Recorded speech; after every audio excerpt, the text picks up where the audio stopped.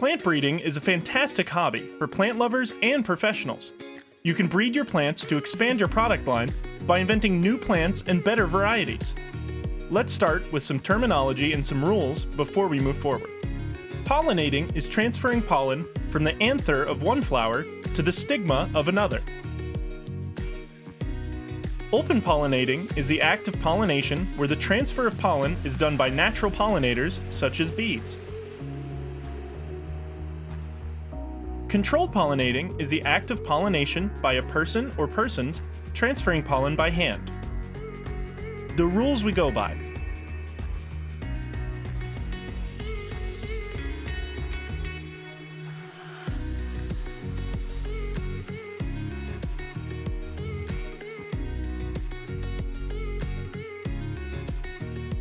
When pollinating, you have one mother plant and one father plant.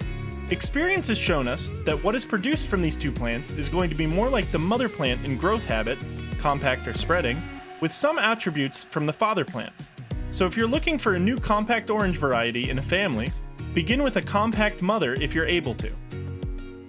Once you have your varieties, remove a bloom from the father plant. You can break this bloom off at the stem or simply just tear the bloom back. Use a camel hair or a soft bristled paintbrush to take pollen from the anther of the stamen and apply to the stigma of the bloom on the mother plant. The stigma on the mother plant needs to remain attached to the mother plant, so it is best to leave the flower petals on the stem in order to protect the stigma from falling off. We then wrap a colorful thin wire lightly around the stem that we pollinated on the mother plant to identify that we are looking for seed from that stem. You want to be careful with this step. If the wire is pulled too tightly, it can break the stem and the work you have just done will fall to the ground. If the wire is not wrapped tightly enough, and rather just hung, it will likely get knocked away or fall from the plant. Keep documentation on when you bred the plant, the father donor you used, and when it will be time to check for seed. You can use different colors of wires on the plant to color code your notes. You want to repeat this step as many times as possible per father plant to increase your chances of receiving seed from the pollination. Timeline. We check the stem frequently after pollination to see if the ovule has begun to swell. If this is the case, we know our pollination will produce seed. For plants with seed pods that burst open when ripe, we apply an open plastic bag to the fertile pod. We seal each side of the bag, leaving it open enough for the seed pod and supporting stem to be inside the bag. The bag will catch the seed if the pod bursts prior to our collections so we can collect it. Typically, we look for seed 30 to 45 days after pollination.